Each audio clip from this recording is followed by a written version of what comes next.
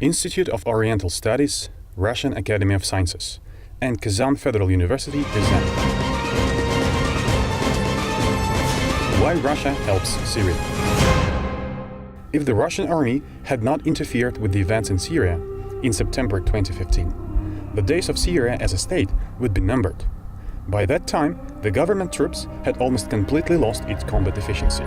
The majority of the most trained officers of the Syrian army had been killed in battles.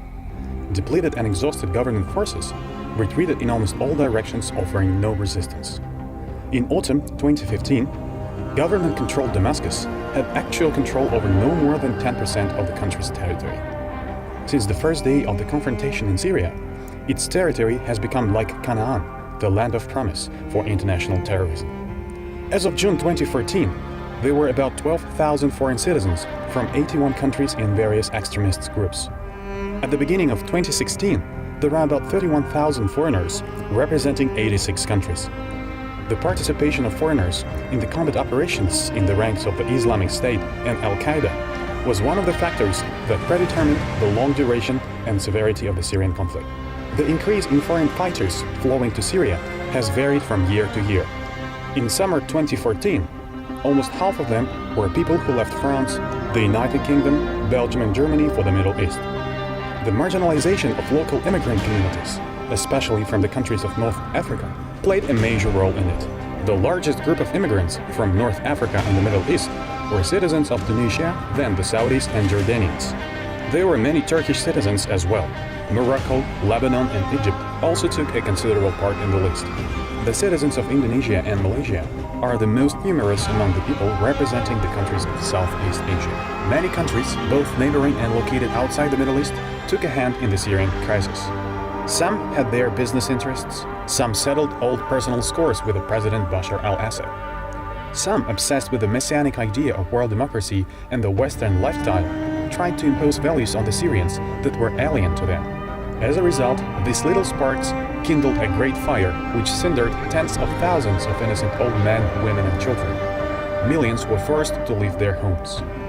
More than 5 million Syrians took refuge in Turkey, Lebanon, Jordan, Iraq and Egypt alone. Before the war, the population of the country was 18.5 million people. It is estimated that the population of Syria has dropped by almost 30% since then. The armed opposition, where a leading role was played by the militia of Al-Qaeda and the Islamic State, was abundantly supplied with weapons and money from abroad. And in autumn 2015, it was about to march into Damascus, the capital of the country. With the help of foreign patrons, there was formed the so-called shadow government. If Damascus had fallen, Syria would have become the second black hole after Libya. However, largely thanks to Russia and Iran, it did not happen. Russian military experts played a big role in turning the tide at the front line. They were sent to almost all units of the Syrian government army, including the battalions. Without replacing the Syrian commanders, Russian military experts assisted them in organizing intelligence operations, combat management, and overall support of the troops.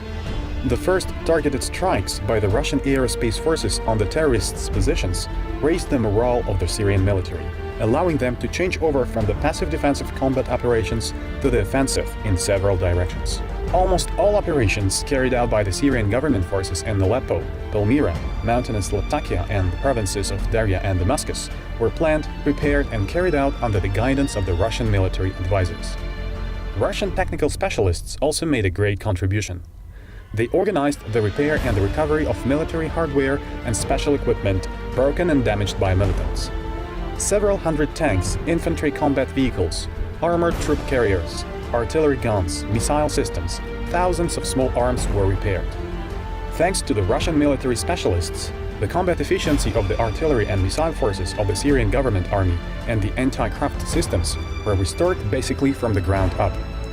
To date, the humanitarian relief mission of the Russian military in Syria comes to the fore. This task is delivered by the founded on February 22, 2016, Russian Center for the Reconciliation of Opposing Sides in the Syrian Arab Republic of the Russian Ministry of Defense. The humanitarian activities of the Russian military are transparent, public, and have a specific targeted character. Humanitarian supplies from Belarus, Serbia, Armenia, Azerbaijan and Kazakhstan were also delivered and distributed with the help of the Russian Reconciliation Center for Syria.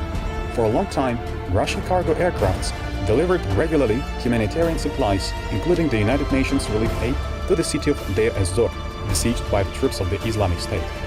Thanks to the Russian officers from the Russian Center for the Reconciliation of Opposing Sides in the Syrian Arab Republic, there was carried out the evacuation of militants and their families who wished to leave eastern Aleppo, eastern Ghouta, eastern Kalamun, southern suburbs of Damascus, and move to Idlib province. As of May 2018, with the participation of the Russian military, 2,512 Syrian settlements joined the ceasefire process. It is home to more than 5 million people. More than 1,000 settlements, including the most important cities of Palmyra, Deir ez-Zor, Mayadin, and Abu Kemal, have been liberated from the terrorists. It enabled nearly 2 million refugees to return to their homes, including the cities of Zabadani and Buvayda. 234 opposition militant groups have declared their readiness to comply with its ceasefire conditions. At the beginning, thanks to the efforts of the Russian side, just a few settlements joined the reconciliation process in Syria, and the entire district got into the process by 2017. Under the guarantees of the Russian side in a number of places, it was possible to establish cooperation between the government units and moderate opposition groups in the fight against terrorists from the Islamic State and the Al-Qaeda structures. There are saved lives of thousands of Syrians behind each of these cold, hard facts and figures. The elderly, women and children, as well as government army officers and soldiers, and even those who bear arms against the terrorists. The personnel of the Russian Center for the Reconciliation of Opposing Sides in the Syrian Arab Republic, thanks to their imperceptible hard work, have repeatedly and convincingly shown that the work can be more effective and powerful than any of the most devastating weapons. Russian sappers play an important role in the process of returning Syria to a peaceful life. In severe climatic conditions, they twice cleared up the mines at the architectural and historical complex, at the city and airport of Palmyra. Hundreds of hectares, tens of kilometers of roads and a huge number of buildings were demined. Explosive devices, roadside bombs discovered and defused in Palmyra amount to dozens of thousands. A consolidated detachment of the Russian sappers embarked on that mission in Aleppo on the 3rd of December 2016. In February 2017, they were joined by Syrian sappers trained by the Russian specialists. During their work in the economic capital of Syria, tens of thousands of tons of explosive objects, skillfully crafted mine traps, including those designed for small children, were found and defused. Thanks to the courage and professionalism of the Russian sappers, the city was returned to its residents. Now, if you come to Aleppo, you will hardly recognize it. Its streets are again a hive of bustling life. Military doctors play an important role in the humanitarian operations of the Russian army in Syria. Qualified medical care has been provided to more than tens of thousands of patients during their mission in this country. In addition to the treatment of the wounded and sick, the Russian military doctors handed over modern medical equipment and technology to the Syrian side and established the supply of consumables. Support is provided not only to the state medical institutions.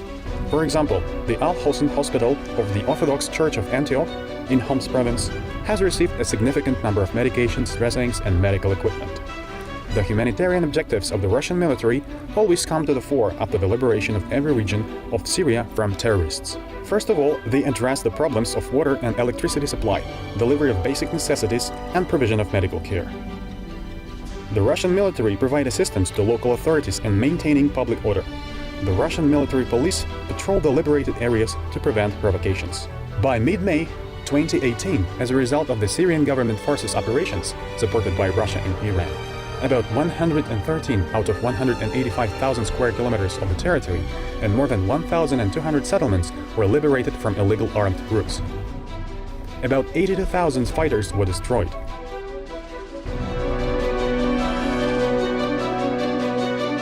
More than 6,500 hectares of land, more than 1,500 kilometers of roads, and about 17,200 buildings and structures were cleared of mines.